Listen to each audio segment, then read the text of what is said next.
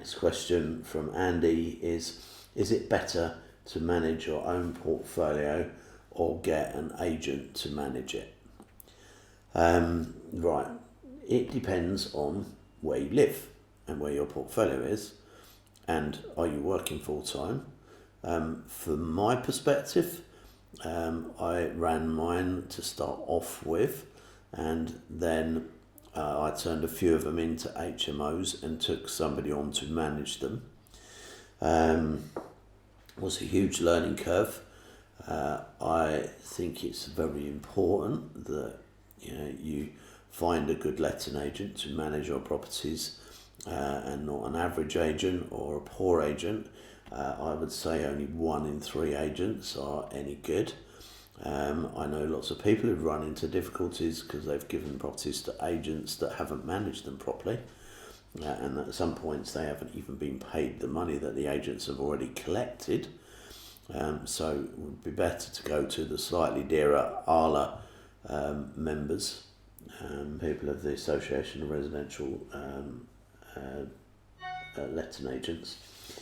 I think that certainly with me having a much larger portfolio than normal in the Milton Keynes area, when our portfolio we were actually managing 450 properties in total through our letting agency, between the properties that I owned and the ones that we were managing for other people, and we were doing that with 4 staff when we were at our peak.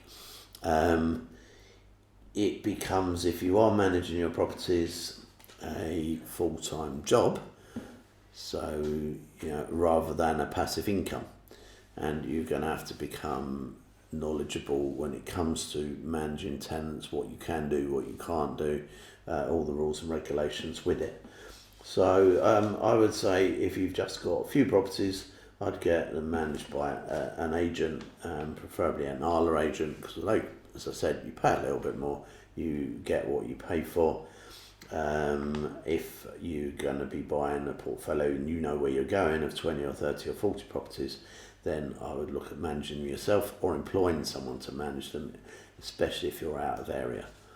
And again, that is another consideration. If all your properties are up in Newcastle and you live down in Kent, I wouldn't recommend you try and manage them at all, especially if they're HMOs and there's a high turnover of staff.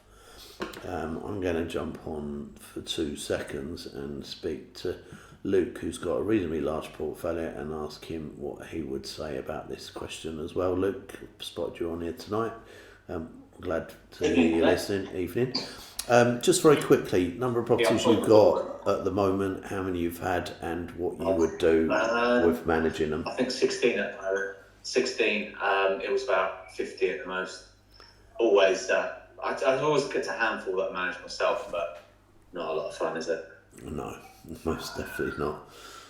It's all right, I think, when you get to a point where you can employ someone full time, and I think 16 properties is kind of an awkward place.